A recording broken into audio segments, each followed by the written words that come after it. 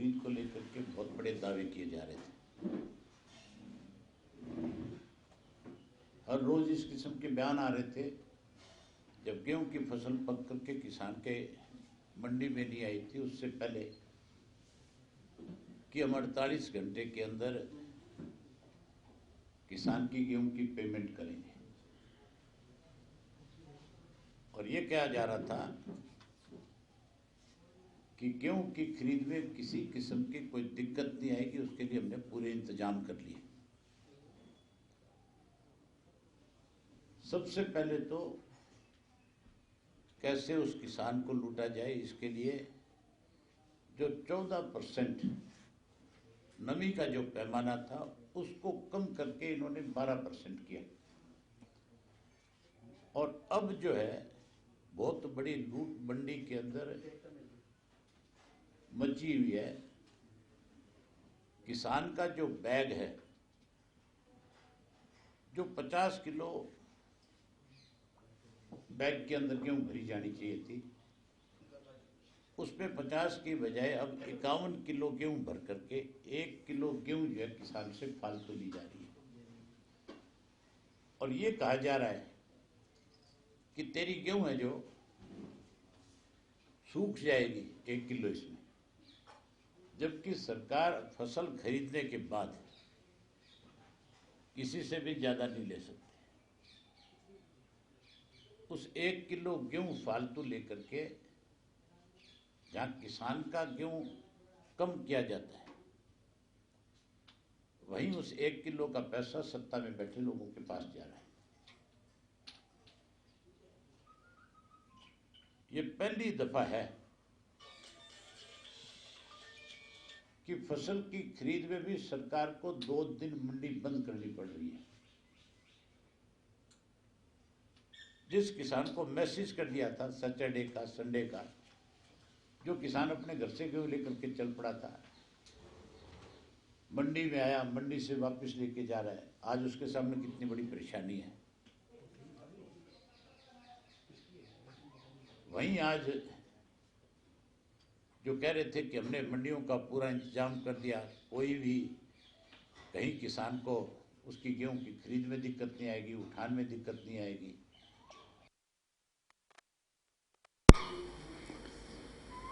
बारदाने की कमी की वजह से भी किसान पे मार पड़ रही है। और कल सरसा जिला के अंदर बारिश थी। सरसा जिला के किसान के सामने आज ये कह करके उसकी खरीद नहीं की जा रही कि तेरी गेहूं बारिश की वजह से भीग गई, इसमें नमी बढ़ गई, अब हम इस गेहूं को नहीं लेंगे। वहीं कैथल की मंडी के अंदर किसान की फसल गेहूं की वापस इसलिए कर दी किसान की कि तेरी गेहूं में चमक नहीं है।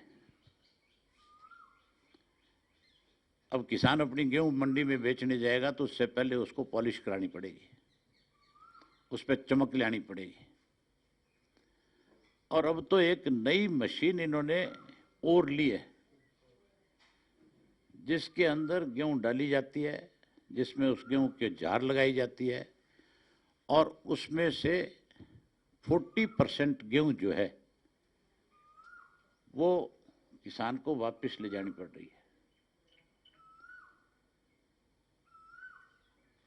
इससे ज्यादा बड़ी लूट इस प्रदेश में पहले कभी नहीं हुई। जो किसान हितैषी का ढोंग कर रहे थे, वो आज किसान को दोनों हाथों से लूट भी रहे हैं, किसान को कमजोर भी कर रहे हैं, किसान की फसल खरीदने की बजाय उसे उठाने पर मजबूर कर रहे हैं। वहीं मुख्यमंत्री जी और इनकी सरकार में बैठे लोग, चाहे वो अनिल विज है, चाहे और दूसरे तीसरे मंत्री हैं, उनके बयान आ रहे हैं कि इस कोविड की बीमारी जो है लगातार बढ़ती जा रही है। तो ये कह रहे थे कि मुट्ठी भर लोग हैं जो ये कहते थे, विज के खुद के बयान थे कि खालिस्तानी है, पंजाब के लोग हैं जो अलगामवादी कहते थे, उग्रवादी कहते थे, जो चाइना सपोर्टेड कहते थे। आज वो लोग जो है बयान देते हैं और रिक्वेस्ट कर रहे हैं और ये कहते हैं कि किसान जो आज जो बॉर्डर पे बैठे हैं, आज उनको आज याद आई है कि ये किसान है, आज उनको एहसास हुआ है कि ये किसान है। अब से पहले तो उन किसानों के ऊपर इस किस्म के आरोप लगाते थे जैसे ये हिंदुस्तान के ना होकर के, इस देश के ना बासिंदे होकर के पता नहीं कोई बड़ी विदेशी ताकत आज यहाँ आकर के धरने और प्रदर्शन कर रही है। इसके लिए मुख्यमंत्री जो है आज ये कहता है कि मानवता के आधार के ऊपर किसान को जो है अपना धरना समाप्त कर देना चाहिए। मुख्यमंत्री को, प्रधानमंत्री को चिट्ठी लिख करके भेजनी चाहिए और ये कहना चाहिए कि आपके द्वारा जो बनाए गए 3 कृषि के काले कानून हैं, आपके इस गलत निर्णय की वजह से आज लाखों लोग जो है सड़कों पे बैठे हैं। अगर उन लोगों को महामारी से बचाना चाहते हो तो फिर इन कृषि के 3 कानूनों को वापस ले लो। ये चिट्ठी मुख्यमंत्री को लिखनी चाहिए। हमारे हरियाणा प्रदेश के मुख्यमंत्री की जिम्मेवारी बनती है, क्योंकि लोग तो हरियाणा में चारों तरफ बैठे हैं, दिल्ली के बॉर्डर पे। मुख्यमंत्री बजाय प्रधानमंत्री की गलती का एहसास उसको कराने के उल्टा मानवता का बात करता है। मुख्यमंत्री जी की मानवता उस वक्त कहां चली गई थी जब किसान सर्दी में -डिग्री के टेम्परेचर के अंदर मौत के मुंह में जा रहा था। तब इनको किसान याद नहीं आया जिस दिन असेंबली थी, उस असेंबली के अंदर इन किसानों ने इन कृषि के 3 काले कानूनों के खिलाफ शहादत दी। 200 से ज्यादा किसान उस वक्त अपनी शहादत दे चुके थे। उनको इन्होंने एक बार भी असेंबली में, पार्लियामेंट में उनके प्रति कोई छोटी मोटी संवेदना प्रकट नहीं करी। सबसे पहले मुख्यमंत्री को इस बात के लिए माफी मांगनी चाहिए और माफी मांग करके जो किसान धरने पे बैठे हैं उनके प्रति सहानुभूति प्रकट करनी चाहिए। जो शब्द इनकी सरकार में बैठे लोगों ने, चाहे वो कोई भी मिनिस्टर था, उन सबको इसके लिए माफी मांगनी चाहिए कि हमने किसान के प्रति जो शब्द कहे हम उसके लिए माफी चाहते हैं। जो हमने अपमानित करने की कोशिश करी उसके लिए भी माफी चाहते हैं। अब जिस ढंग से पीछे इन्होंने एक योजना बनाई थी कि इस कोविड की बीमारी के बहाने से फोर्स लगा करके किसान को जबरदस्ती यहां से उठा लेंगे, अब इनको इस बात का एहसास हो गया। इनके पास जो रिपोर्ट आई है, आईबी की रिपोर्ट है, इनकी सीआईडी की रिपोर्ट है, इनकी और इंटेलिजेंस एजेंसीज हैं उनकी रिपोर्ट है, उसमें उन्होंने साफ तौर पे सरकार को लिख करके दे दिया कि अगर तुमने छोटी सी भी कहीं जबरदस्ती करने की कोशिश करी तो बहुत बड़ा अंजाम उस चीज का तुम भुगतोगे।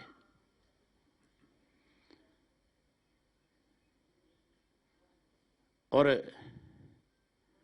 अंजाम भी ऐसा होगा कि आप लोगों ने कहीं सपने में भी नहीं सोचा होगा। तब जाकर के इन्होंने अपने आप को उससे विड्रा किया और अब सफाई दे रहे हैं रोज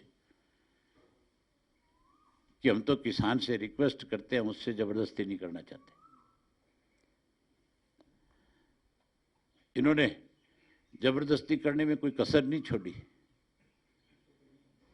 आज भी किसान को उकसाने के लिए जहां मुख्यमंत्री कोविड की बात करता है, हरियाणा की बात, जैसे प्रधानमंत्री मन की बात करता है, वैसे मुख्यमंत्री भी आजकल हरियाणा की मन की बात करता है। मतलब जो प्रधानमंत्री करे, मुख्यमंत्री अपने हिसाब से कुछ नहीं करता। जो प्रधानमंत्री करता है वैसे मुख्यमंत्री करने लगे। और मैंने इसकी वो सुनी थी मुख्यमंत्री जी की, उसमें बारी बारी से कोविड को लेकर के बड़ी चिंता जाहिर कर रहे थे।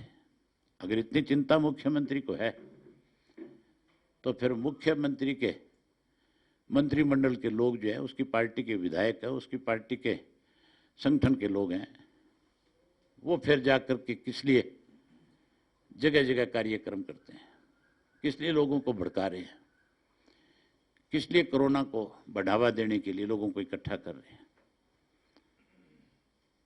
किस लिए आज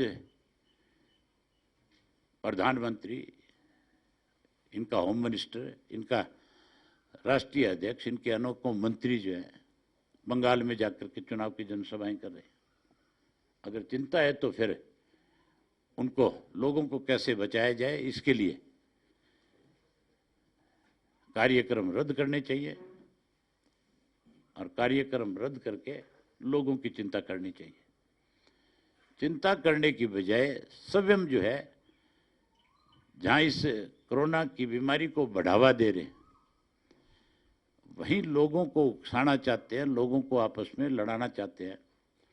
आज की घटना है, कुरुक्षेत्र के अंदर एक पत्रकार जो एनडीटीवी से संबंध रखता है, जो लोगों के सामने सारा दिन सच्चाई देश के अंदर क्या हो रहा है उस चीज को अपने चैनल से दिखाता है, जिसका हिंदुस्तान ने विश्व के स्तर पे लोगों को आज, अगर यहाँ के कोई चैनल पे भरोसा और विश्वास है नेशनल लेवल के चैनल पे, तो मेरे ख्याल 2-4 चैनल ऐसे हैं जिन पे भरोसा किया जा सकता है, जिनमें एक चैनल एनडीटीवी भी है। उसका एक रिपोर्टर कहीं इनके अध्यक्ष के कार्यक्रम में रिपोर्टिंग करने के लिए गया था, उसके साथ बदतमीजी करी गई और उस बदतमीजी से आज कुरुक्षेत्र के सारे पत्रकार जो धरने पे बैठे हैं। अब तो ये लोग जो है पत्रकारों के साथ भी जो कहीं इनकी पोल खोलने का काम करता है, उसके साथ भी बदतमीजी पे उतर आए। ये सरकार तो आज, जो आज हरियाणा में सत्ता में बैठे लोग हैं, वो लोगों की सेवा करने की बजाय आज तानाशाह रवैया अपने बैठे हैं, आज अहंकारी हो चुके हैं। आज लोगों के अंदर कैसे अपनी ताकत, सरकारी ताकत का इस्तेमाल करके लोगों को दबाने की कोशिश की जा रही है। जगह जगह कार्यक्रम बना करके हजारों हजारों पुलिस के लोगों को ले जा करके कहीं इस प्रजातांत्रिक प्रणाली को दबाना और कुचलना चाहते हैं। इन सब के लिए आज अगर इस प्रदेश में कोई जिम्मेवार है तो प्रदेश की मौजूदा सरकार है।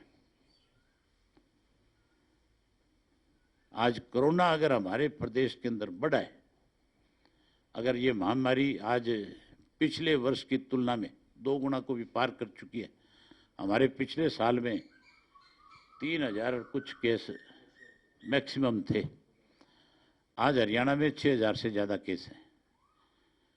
और जिस ढंग से इन्होंने कार्यक्रम बना रखे हैं, जिस ढंग से जाते हैं, जिस ढंग से आज कई कमरों में बैठ करके मीटिंग करते हैं, मुझे उससे लगता है कि महामारी और ज़्यादा बढ़ जाए। इसके लिए भी ये जिम्मेवार हैं। जहाँ इस महामारी के लिए जिम्मेवार है, वहीं उसके साथ साथ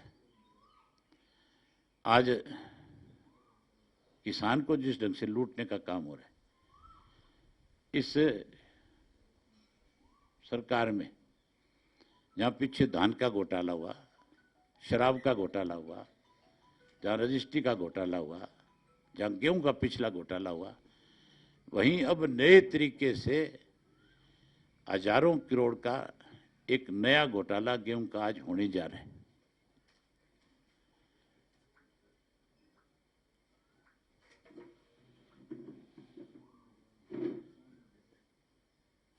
मेरी ख्याल हरियाणा प्रदेश के अंदर 1 लाख मैट्रिक टन गेहूं जो है, 50 लाख मैट्रिक टन गेहूं आई है ना अब तक, तो 50 लाख ही हो रही है। 1 करोड़ के लगभग, 1 करोड़ मैट्रिक टन के लगभग गेहूं आती है। 1 लाख मैट्रिक टन का मतलब है कि 1 करोड़ मैट्रिक टन का मतलब हो गया कि 50 किलो का एक बैग है, तो टोटल कितने बैग हुए हैं? 10 करोड़ हो गए। ज्यादा होंगे तो 40 करोड़ रुपया तो एक एक बैग में भी खा गई है। 2 रुपया एक 1 किलो गेहूं ज्यादा ले रहे हैं तो 2 रुपए की होगी कि नहीं होगी? 20 रुपए की होगी गेहूं है तो 400 करोड़ का घोटाला बनता है। उसके अलावा लिफ्टिंग के मामले में आपके जो बारदाना है उसमें वो अलग से है। हजारों करोड़ रुपए का घोटाला है। अगर इसकी भी जांच हो तो मुझे लगता नहीं है कि मुख्यमंत्री तक इसकी आंच ना आए।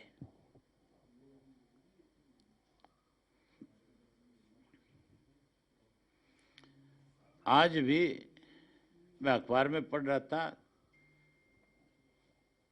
300 अधिकारी है रेवेन्यू डिपार्टमेंट के और आपके उनमें कुछ अधिकारी है शहरी निकाय डिपार्टमेंट के भी,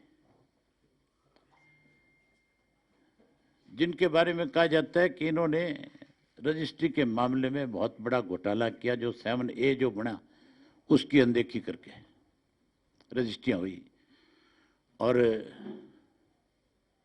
50,000 से ज्यादा रजिस्ट्री है। सरकार उनके खिलाफ कार्रवाई करने की बजाय उनको बचाने में लगी हुई है। एसीएस की रिपोर्ट जो है 3 महीने पहले सरकार को सौंप दी गई थी। अब तक किसी एक अधिकारी के खिलाफ कोई कार्रवाई नहीं। अगर ये कहते हैं कि हम भ्रष्टाचार को खत्म करने, हमारी सरकार का संकल्प है कि हम भ्रष्टाचार खत्म करेंगे, तो फिर उन 300 अधिकारियों को तुरंत सस्पेंड करना चाहिए था और उनके खिलाफ जो मुकदमे बनने चाहिए थे, क्योंकि ये तो सीधा सीधा रिश्वत का मामला है। घोटाले का मतलब रिश्वत ली गई है, पैसे का लेन देन हुआ है। उनके खिलाफ पर्चे दर्ज करने चाहिए थे, उनको जेल में बंद करना चाहिए था ताकि उससे आगे अधिकारियों को सीख मिलती। लेकिन उनके खिलाफ कार्रवाई करने की बजाय ये तो छूट दे रहे हैं आगे और कि कोई भी अधिकारी कितना भी बड़ा भ्रष्टाचार कर ले, हमारी सरकार उसके खिलाफ कार्रवाई नहीं करेगी। आज तक मुख्यमंत्री 2 रिपोर्ट सार्वजनिक नहीं कर सका। शराब घोटाले की वो रिपोर्ट भी उसके पास है और दूसरी जो है रजिस्ट्री घोटाले की। दोनों अगर सार्वजनिक करता है तो इसकी सरकार में मौजूदा मिनिस्टर भी और इसके पिछले जो मिनिस्टर हैं वो भी इसके अंदर शामिल पाए जाते हैं।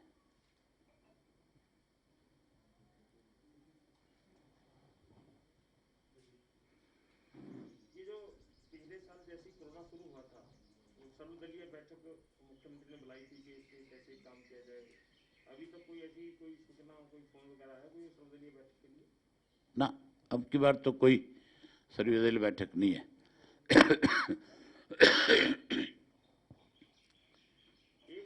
पिछले साल भी एक और घोटाला जो था जिसकी मैं बात करना बीच में रहेगी, एक कोरोना की महामारी में जो दवाइयों की खरीद हुई है, जो इन्होंने इस कोरोना के नाम के ऊपर जो भी कोई मेडिसिन परचेज करी, कोई पीपी किट परचेज करी, कोई मास्क लिए या कोई आपके या ग्लव्स लिए या कोई और दूसरा कोई टेस्टिंग किट ली, उन सब में भी 450 करोड़ रुपए का घोटाला है।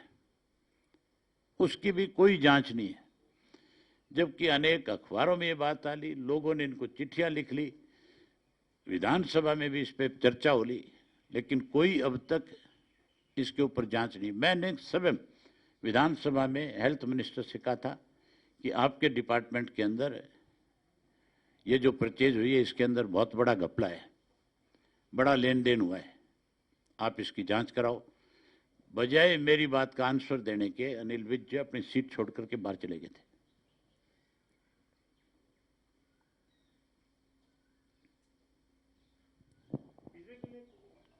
तो एक खबर में छपी थी कि आपकी सिक्योरिटी विड्रॉ कर लिया क्या? मेरी सिक्योरिटी तो होली के अगले दिन ही विड्रॉ होगी थी। पुरानी बात होगी। होली वाले दिन मैंने मुख्यमंत्री को फोन किया था विश करने के लिए। मैं आमतौर पे होली, दिवाली, जो भी हमारे फेस्टिवल्स हैं, तो बहुत सारे ऐसे लोग हैं जिनके साथ मेरे संबंध है, मैं उनको विश करता हूं। तो मैंने मुख्यमंत्री को होली वाले दिन विश करने के लिए फोन किया था, होली की मुबारकबाद देने के लिए। और जब मैंने मुबारकबाद दी तो मैंने उनसे कहा, मैं बोले आप ज़्यादा व्यस्त होंगे, मैंने तो केवल आपको होली की विश के लिए फ़ोन किया था। तो मुख्यमंत्री का आगे से जवाब था कि हमें तो आप लोगों ने खाली कर दिया। मैंने कहा भी खाली तो आपके जो निर्णय थे सरकार के, केंद्र की सरकार के और आपके, उसकी वजह से खाली बैठ गए। अब आप कहीं जाकर के कार्यक्रम नहीं कर सकते, क्योंकि आपने ऐसे 3 कृषि के काले कानून बना दिए जिससे हर आदमी आज आपका विरोध करता है, चाहे वो किसान है, व्यापारी है, कर्मचारी है, क्योंकि सब लोगों का संबंध खेती के साथ है। इसलिए आपका विरोध है, इसलिए आप खाली हो गए। आगे से मुख्यमंत्री का रवैया बदल गया, बहुत अहंकार के साथ मुझे कहा, कहने लगा कि आप लोगों को भड़काते हो। तो मैंने कहा भड़काने का काम तो आपने कर रखा है, आप रोज कार्यक्रम बनाते हो, रोज उनको चैलेंज करते हो कि हम फलानी जगह आ रहे हैं, हम फलानी जगह आ रहे हैं। तो कहने लगा नहीं कि आप टोल के ऊपर गए थे, मकड़ोली टोल पे, मैं होली से 2 दिन पहले वहां जाके आया था, क्या आप वहां गए थे और आप वहां लोगों को भड़का कर के आए? मैंने ध्यान दिया, मैंने कहा उससे पहले पंजाब के एमएलए के साथ लोगों ने उसके कपड़े उतारने का काम किया था, और वहां इस बात पे चर्चा हुई। तो मैंने उनसे पूछ लिया लोगों से, भी हरियाणा के अंदर कोई बीजेपी का, जेजेपी का एमएलए, मंत्री आपको मिल जाए तो क्या करोगे? तो कहने लगे कि पंजाब ने 1 विकेट गिराया, हम 1 नहीं 1.5 गिराएंगे, हम उससे भी ज्यादा बुरी करेंगे। तो मैंने कहा लोग वाकई इतना गुस्से में है, मैं कहा कि अगर कोई आपका बिना सिक्योरिटी के, बिना फोर्स के चला गया तो बहुत बुरी हालत कर देंगे तुम्हारी। मैं कहा आगे से मुख्यमंत्री मुझे कहने लगा कि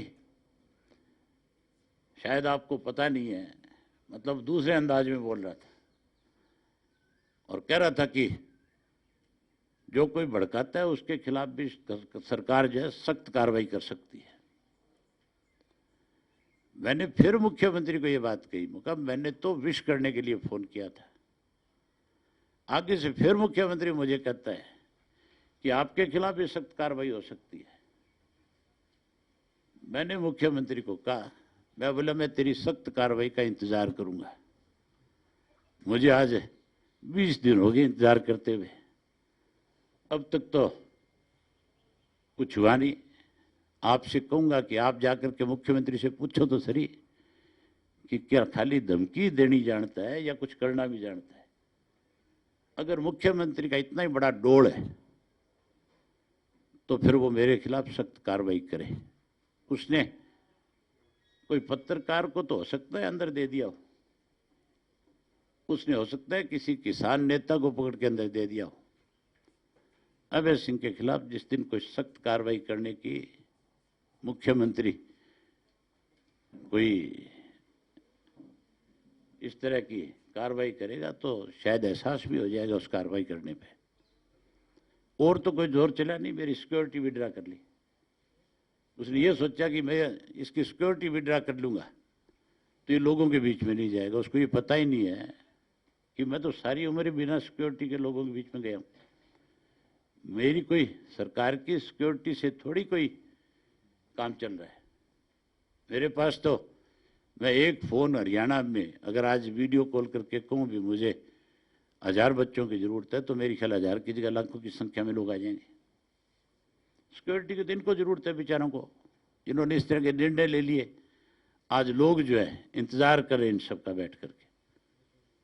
मैं तो किसी टोल पे रात को 12 बजे भी जा सकता हूं, मैं तो किसी धरने पे भी रात को 12 बजे जा सकता हूं, लेकिन ये बिना सिक्योरिटी के मेरे ख्याल अपने घर से बाहर भी नहीं निकल सकते, किसी पार्क में सैर करने भी नहीं जा सकते। तो फोन का एंड कैसे हुआ फिर? वो मतलब वो मैंने ये काम का मैं आपका इंतजार करूंगा, फोन हाँ मैंने ये कह करके फोन काट दिया। मैं क्या, मैं आपके उस कार्रवाई का इंतजार करूंगा जो आप कह रहे हो कि सरकार जो है सख्त कार्रवाई कर सकती है। एक ही जो आपने कहा ना घोटाला वाला जो पार्ट है 450 करोड़ का दवा वाला, ये इनको तकलीफ इस बात की नहीं थी कि मैंने किसी को उकसाया, इनको तकलीफ तो इस बात की मैं इनकी पोल खोलता हूं सारा दिन। जो लोग ये कहते हैं कि हमने भ्रष्टाचार पे अंकुश लगाना है, वो तो भ्रष्टाचार में मतलब पूरी तरह से डूबे हुए हैं और मुख्यमंत्री इसमें शामिल है।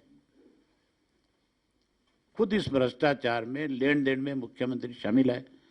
अगर मुख्यमंत्री नहीं शामिल है तो फिर मुख्यमंत्री को शराब घोटाले की जांच जो हो चुकी है उसकी रिपोर्ट सार्वजनिक करनी चाहिए और उस रिपोर्ट में जिन लोगों के नाम है उनके खिलाफ कार्रवाई करनी चाहिए। इसी तरह रजिस्ट्री का जो घोटाला हुआ है, केवल अधिकारियों के नाम लिए जा रहे हैं कि 300 अधिकारियों ने इसके अंदर अनियमितताएं करी है।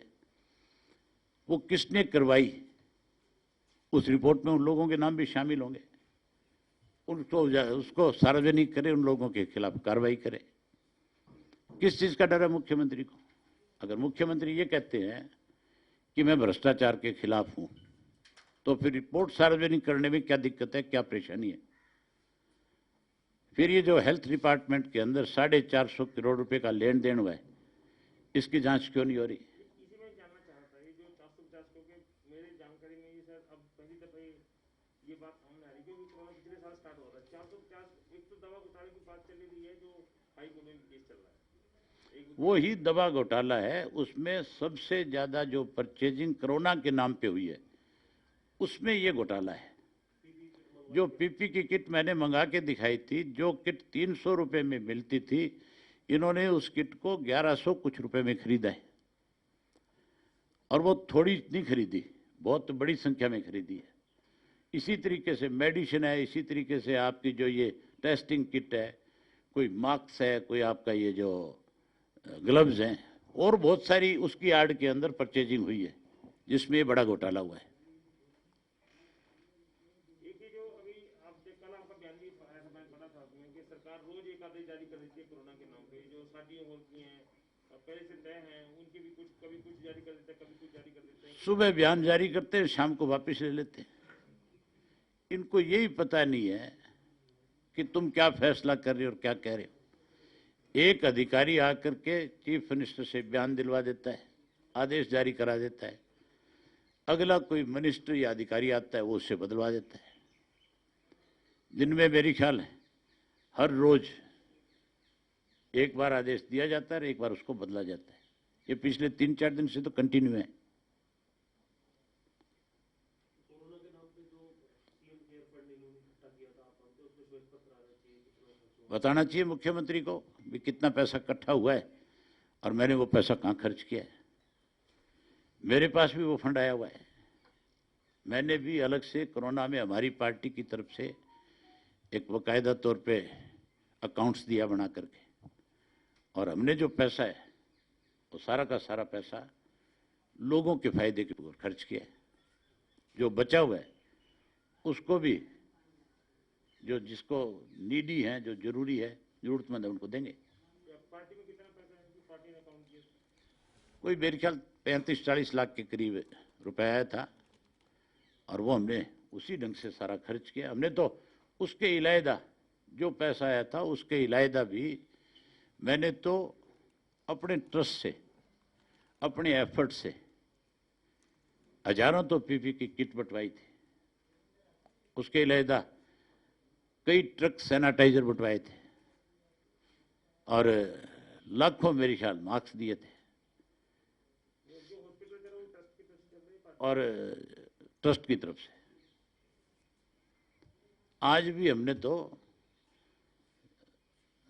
जो लाखों किसान बैठे हैं आज क्योंकि मौसम बदल रहा है, बीमारी बढ़ रही है, वहाँ लोगों की कैसे देखभाल की जा सके, उसके लिए अपने ट्रस्ट की तरफ से हमने 2 हॉस्पिटल बना रखे हैं। एक टीकरी के बॉर्डर पे 40 बेड का, एक 40 बेड का चिंगू के बॉर्डर पे भी है, और अगर जरूरत पड़ी तो इसकी संख्या को बढ़ा भी देंगे। आज तो डिप्टी सीएम ने भी पीएम को लेटर भेज दिया कि किसानों से बातचीत की जाए। जो कल तक तो ये कहता था किसान कहाँ है, आज उसको भी पता लग गया किसान है। आज एहसास हो गया कि नहीं हो गया? आज किसानों के हितैषी होने की बात करते हैं। अगर किसान के हितैषी हैं, चौधरी देवीलाल के नीतियों को बढ़ाना चाहते हैं, चौधरी देवीलाल के दिखाए रास्ते पे चलने की बात करते थे, तो फिर आज भी समय इस सरकार से समर्थन वापस लेकर के बाहर आ जाना चाहिए। अगर किसान की बात करते हैं, किसान के हमदर्द हैं, तो फिर ये कदम जरूर उठाना चाहिए।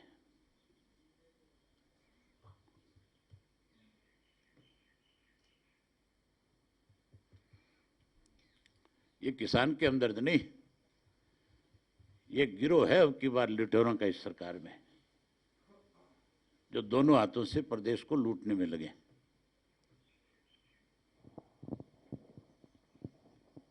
जिस तरह से मजदूरों का पलायन हो रहा है, अब फिर से एक बार पलायन होना शुरू हो गया, तो क्या कहेंगे? जो सरकार अभी उनको कोई आश्वासन नहीं दे रही, सरकार तो केवल अखबार में बयान दे रही है। सरकार की ये जिम्मेवारी बनती है कि अगर कोई हमारे यहाँ लेबर करने आए तो उसको सरकार पे इतना भरोसा होना चाहिए, चाहे वो किसी भी स्टेट का है, उसको ये भरोसा प्रदेश की सरकार पे होना चाहिए कि भाई तुम्हारी जान माल हर चीज की हिफाजत इस सरकार की जिम्मेवारी है। वो तो प्रवासियों की नहीं, उनको तो प्रदेश के लोगों की चिंता नहीं है।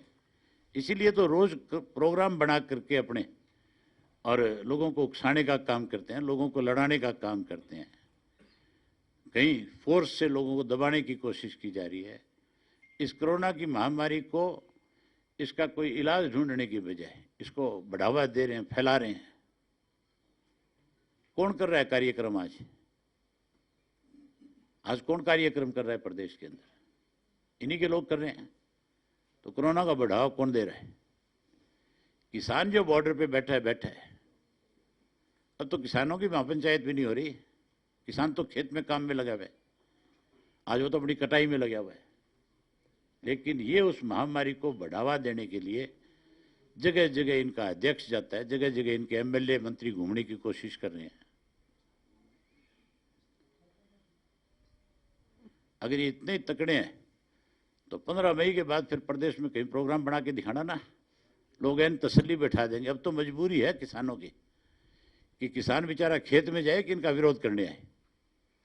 15 मई को एन खाली हो लेगा, उसके बाद देखने कहीं कार्यक्रम करके फिर मुख्यमंत्री डिप्टी चीफ मिनिस्टर सारे जाए तो सही, इनका बैम काट देंगे अच्छी तरह से। अब इनको ये गलतफहमी होगी कि किसान थोड़ी संख्या में आ रहा है, और ये यूं सोचते होंगे कि किसान कहीं बेचारा ज़्यादा दिन इस आंदोलन को चला चला के थक नहीं गया। यूं पता नहीं है, वो एक ऐसी एक्सरसाइज करके आएगा कि थारा आयरन बिल्कुल ठीक तरह से बैम काट देगा।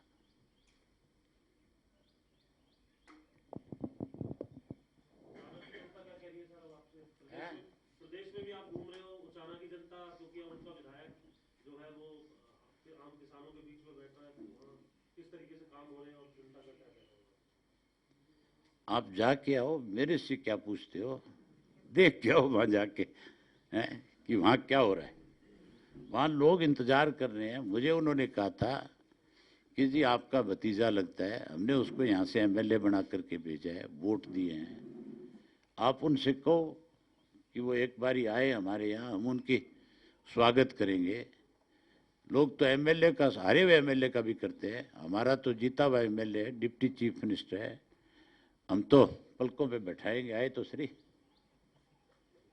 आप जाओ, जाके बता के आओ ये बात। एक चाचा के आगे उचाना की जनता ने गुहार लगाई तो चाचा ने भतीजे को कही नहीं बात ये आपका स्वागत करेंगे। मेरा फोन नहीं उठाता, मुझे तो वो नॉन सीरियस मानता है, वो ज्यादा सीरियस है बेचारा। वो आप जब मिलते हो मेरे से जिक्र करते हो तो कहते हैं नहीं वो तो नॉन सीरियस पॉलिटिशियन है, यही कहता है ना। हैं ना नहीं उठाते, आप बात करा दो आपके फोन से, मैं तो उसको कह दूंगा भाई उचाना वाले तेरे